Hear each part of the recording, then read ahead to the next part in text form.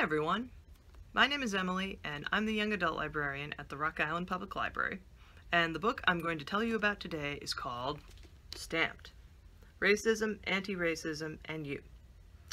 So this book is by Jason Reynolds, and here he's actually remixing, so this is sort of, not reimagining, but like a condensed and like a differently worded version of the National Book Award winning book by Ibram X. Kendi, which is Stamped from the Beginning. So that's also a really fantastic book. And that one you can actually listen to on Hoopla. This one though, Stamped, is kind of, geared toward, I guess, teens especially, but like anybody interested in this topic and just looking for a good introduction. Because, this book is not a history book. Jason Reynolds makes that quite clear. It's a book about the here and now, but also how we got to the here and now. But when I say the here and now, now was actually last March.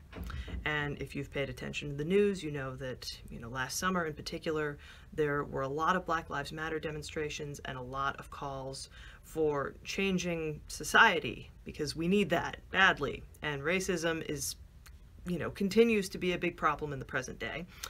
And this book introduces us to why. Like, where did this idea come from? So, usually I don't talk many, nonfiction books. Like this one, the plot of this one, like, there's not a specific story. There's lots of specific stories and specific people that help to, popularize racism. But I can read you some excerpts and kind of give you a sense of what this book is like. So, it starts with, this is one of the early pages. Race has been a strange and persistent poison in American history, which I'm sure you already know.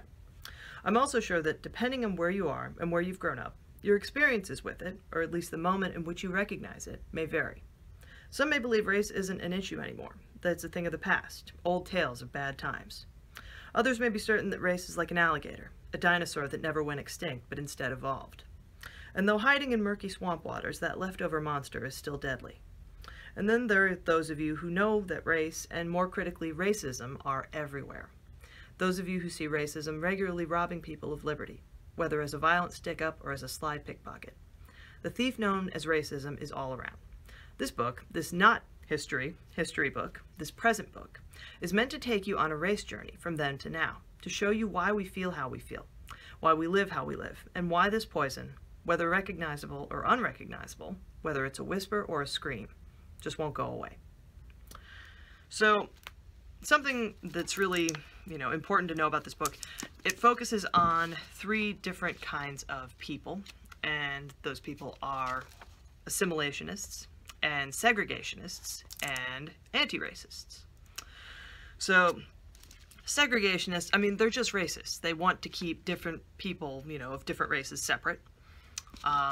Assimilationists say, oh sure, I love people of all races as long as they act like white people, like specifically black people. Like this was a thing historically, even with people who, were abolitionists, who fought to end slavery.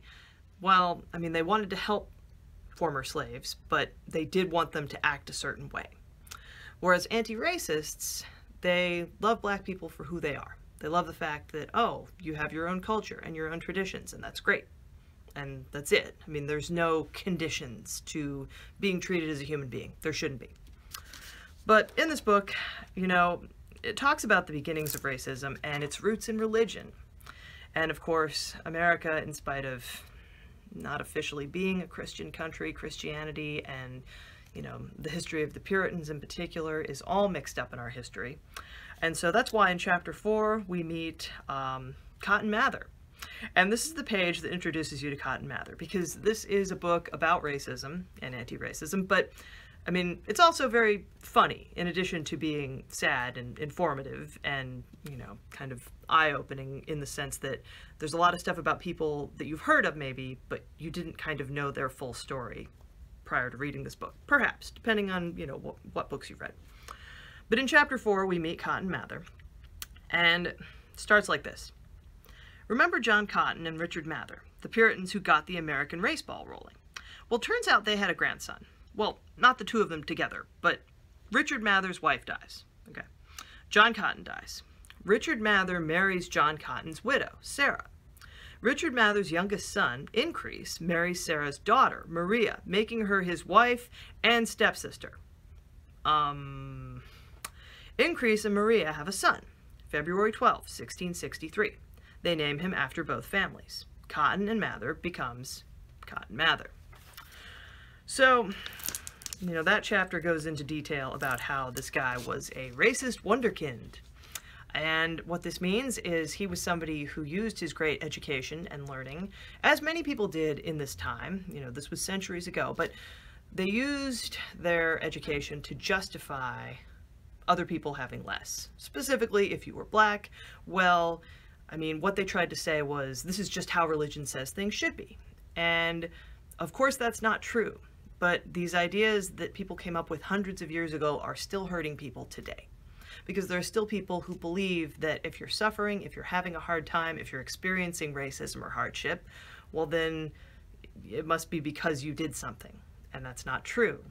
But, this is in the DNA of America, unfortunately. This idea that, oh, well, if you just work hard enough, if you just learn enough, then, you can have the life you want. And that simply hasn't been true for many, many people for most of our history. So, also in this book, moving forward kind of to the present day, you learn in modern times how racism, it just changed to something else. It doesn't look like it did hundreds of years ago, obviously. What it has become, in the past couple of decades is, oh, I don't see color.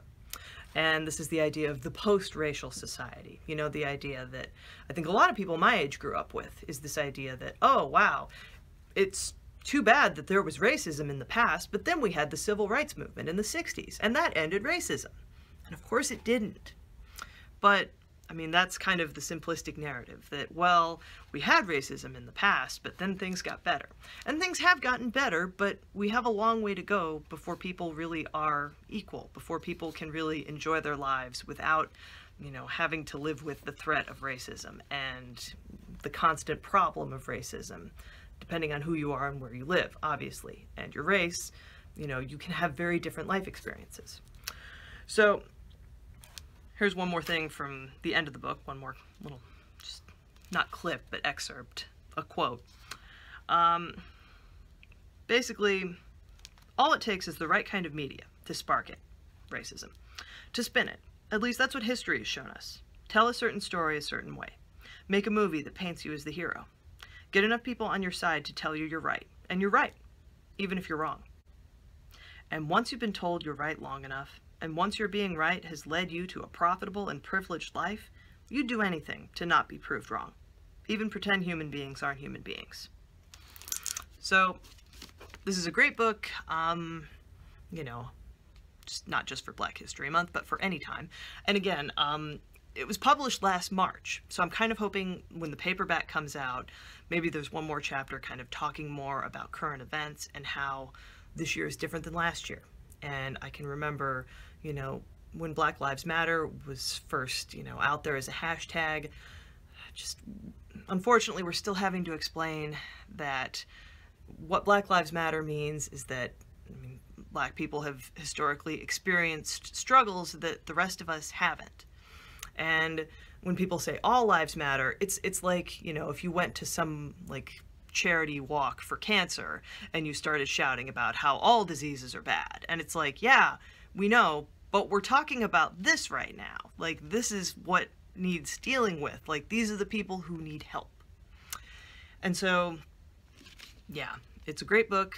Jason Reynolds, obviously, he's a wonderful writer, and he really brings just a conversational style to the story, which, it's a horrible story, but it's also a ridiculous story, too. When you read about how racist ideas have gotten started and how they've stayed with us, it's just kind of shocking that they've held on for so long. And he talks about also the fact that, we can try and, reason with people, we can try and explain why racism is bad, but he points out racism isn't based in logic, so it's hard to use logic to get rid of it. But at least with books like these, more and more people are understanding what the true history of America is, and how it's not just, oh yeah, everybody's free and equal, because we haven't been for most of our history, and we're still not. So, if you want to read this book, you can check out the ebooks either on Libby or Access 360, and you can also get a copy at the library. And thank you for watching. I will see you again next week.